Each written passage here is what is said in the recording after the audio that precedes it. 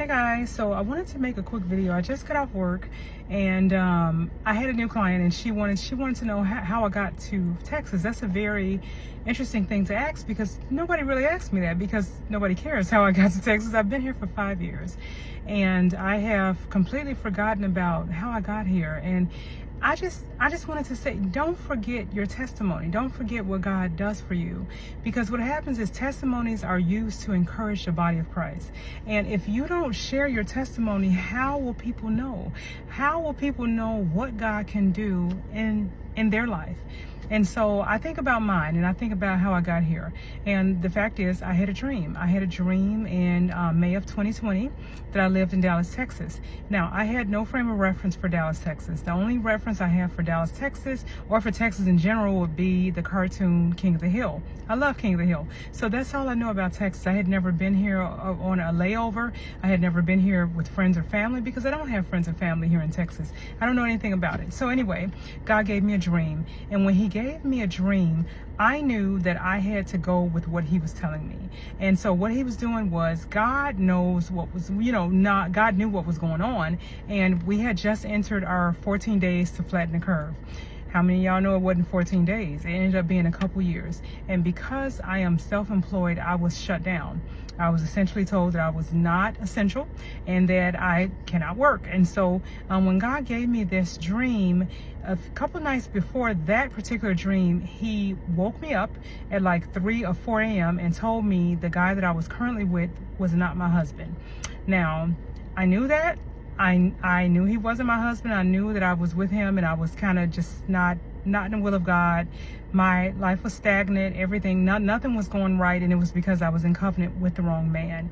When you're in covenant with the wrong person, now I'm not talking about marriage. If you're dating the wrong person, God almost has to stop everything in your life because of this particular person, because they will stifle you, or they will stop you, or they will be enjoying the fruits of the labor that they had nothing at all to do with. Some people, they just hang on because of they know that you're going someplace. Now, God knew I would be moving to Texas. So before he gave me the dream about Dallas, he told me, woke me up. I heard an audible voice tell me, the man that you're with is not your husband. And that was that.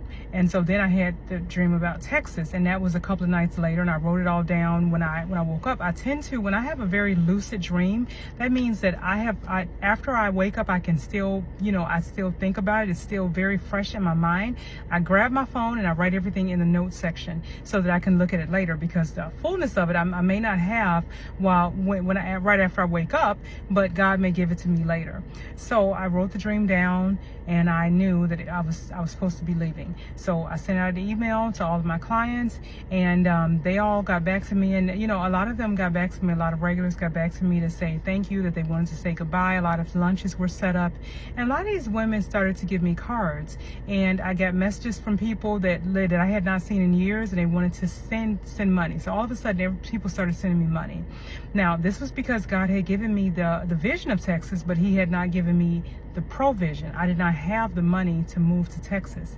And so after those people started to send me money, when I left the state, I had almost $10,000 in cash. I think I had a little bit over that in cash from people that had, said goodbye, that were clients of mine once upon a time, and just wanted to say thank you. So that was the money to move. So I ended up moving to Texas, and I did not have anything lined up. I did not have a job. I did not have any letter, nothing like that. Everything worked out so supernaturally. And I got here, and then I was like, well, Lord, what am I supposed to do now? Because that money was running out. I had paid a few bills. I had paid for, me to move, and the money was running out, and I didn't know what to do. And so the next thing you know, I got on Facebook and I saw that a salon suite was available. So I was like, well, am I going to go into nails? How is that going to work? And I did nails back in Chicago. I don't know if I can do them in Texas because you got to be licensed. So then I looked up the licensing, and wouldn't you know it, the same amount of credits that I needed for Chicago, I needed for Dallas. And so I just transferred everything over. And then I was like, now what do I do about, I need to get, things that I need to open the nail salon. Right then, President Trump got on and he said that you would be getting, that people that worked gigs were now eligible to receive benefits. And that included me. And I had been certifying, I am a taxpayer, and I did not qualify for any unemployment benefits whatsoever because I was self-employed. Well, after Trump changed that, I got a payment from the state of Illinois that was all back pay of almost $20,000. So it was about $19,000 and some change, and I got all of that in one lump payment. So I took that and I bought all of the supplies that I needed to work in Texas. Now I want you to catch this. God moved me in the middle of a crisis, in the middle of a worldwide shutdown from state to state. He provided every dime I needed for the apartment, every piece of furniture that I needed. Then he told me what I would be doing, and I needed money to set all that up and to pay for licensing and to get all of the supplies and everything. And then this bill came through President Trump. So that happened.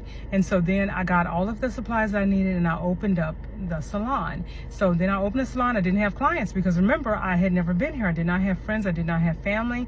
I didn't know what I would do. And so then this woman started sharing all of my stuff on social media. And so I was like, well, why is this woman sharing this information about me? And she doesn't even know me. And we were not friends on Facebook. I had never heard of her. She had never heard of me. But she was sharing my information, stuff about nails. And so then a woman came in named Julie, and she got a pedicure, and she told me to snap a picture of her in the pedicure chair, and I said sure. So I snapped the picture of her and I went on about my day. I was only doing 1 to 2 people every week because I didn't know anybody. I didn't have any clients, and I said, well, Lord, if this is what you called me to do, that means that you're going to send clients. And so the next thing you know, after she left, within 2 hours, my watch, my phone, everything just started pinging. And within 2 hours, I had 75 new appointments. And it was because Julie went and posted about me in a group. And when she posted about me in a group, in this group, everybody started booking. And so I had a full book of clients within a couple months of moving to Texas. Now, this means that God was divinely ordering my steps. I did not have to toil. I did not have to figure out the next step. He was ordering my steps. All I had to do was move my feet. And so I say all of that to say, if God is telling you to go and do something, go ahead and do it. You don't have to figure it out. You don't have to figure out the money or anything like that. If he gave you the vision, he is also responsible for the provision, and he's going to send help. And that's what he did with the retreats, with the Bibles. Everything that I have done, God has ordered my steps. I did not have to do anything for myself. Even now, I had a prophecy given about business, and next thing you know, I had this thing about crypto. I was very against it. Then all of a sudden I had a dream about it. Then I started to hear prophets talk about it. Then I took a course and I loved it. And I did not know that that was something that I would be passionate about, but I am. I love everything about it, meaning that God is now ordering my steps. So God took me from Chicago to Dallas to bring me into my wealthy place. I wrote my first book here in Dallas. I had my first retreat here in Dallas.